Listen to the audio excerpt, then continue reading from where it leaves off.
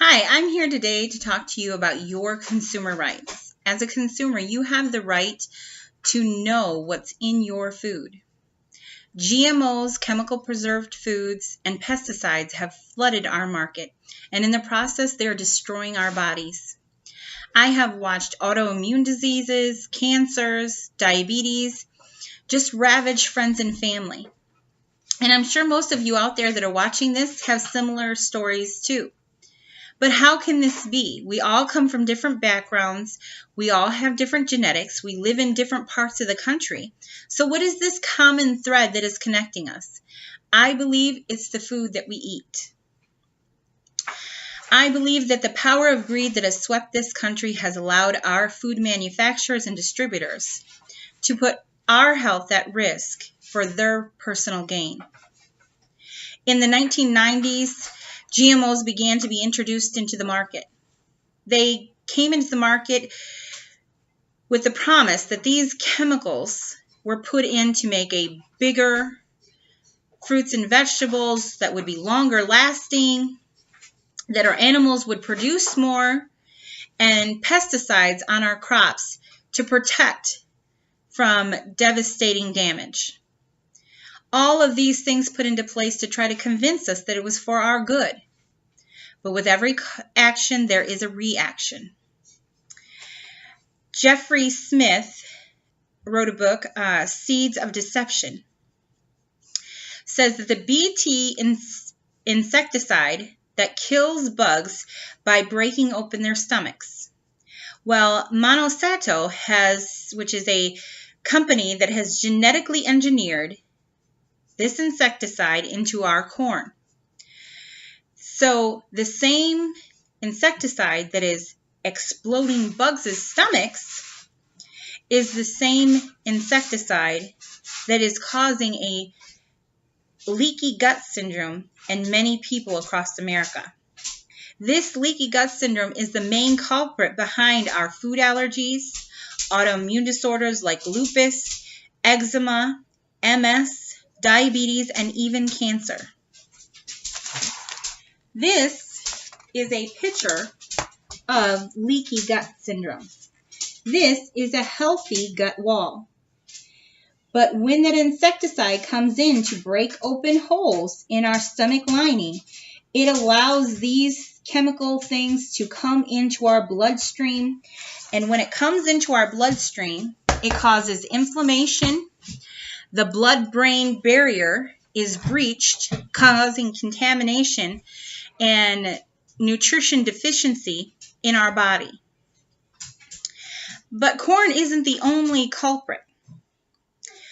The antibiotics that was put into our meat and milk and yogurt to create bigger and better animals, to have them produce more, has had side effects on us as well. It has caused breast enlargement, ovarian cysts, and even breast cancers. The FDA and USDA and EPA have shown high levels of pesticides and chemicals contaminating most of our common foods. These common foods that we eat have been labeled as the dirty dozen. First on that list is beef, pork, and chicken. Second is milk, cheese, and butter. Third is strawberries, raspberries, and cherries. On average, 300 pounds of pesticides are put on 1 acre of strawberries, compared to other fruits and vegetables, which have about 25 pounds of pesticides. Now, 25 is still a lot to me, but 300 pounds per acre is on our strawberries.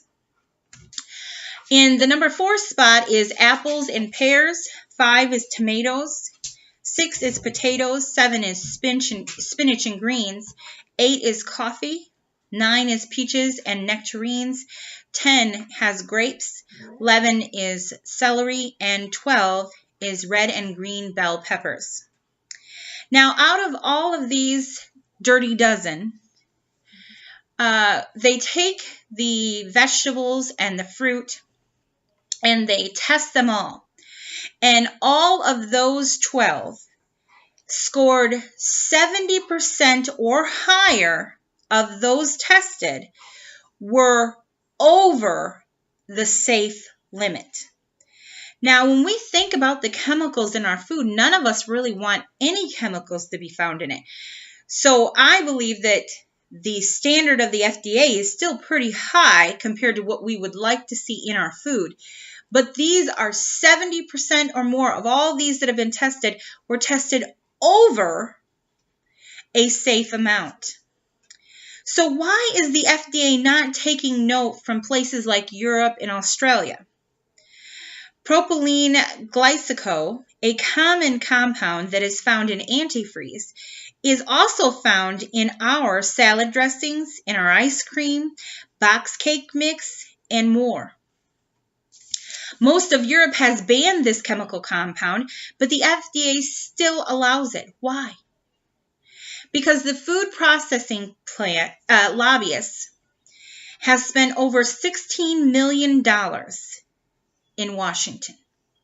Nestle lobbyists have spent over $1 million themselves. With this kind of money being thrown around, do we really think the FDA is looking out for our best interest? We need to make a call to action. This is our children's lives that are at stake. This is our lives.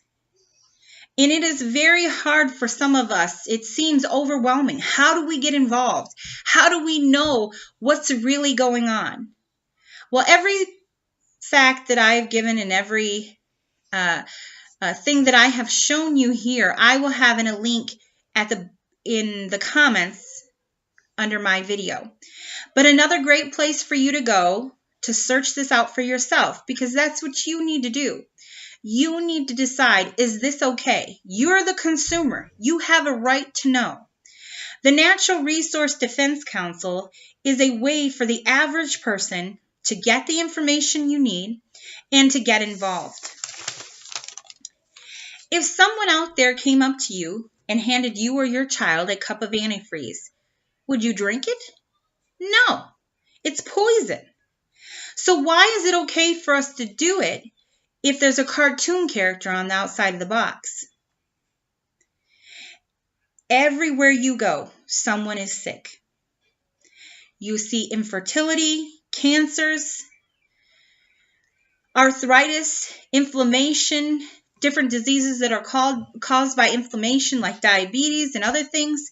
Everywhere you look, someone is suffering. Someone must step up. Someone must take this fight and go against these big multi-million, billion-dollar companies and stand up and fight.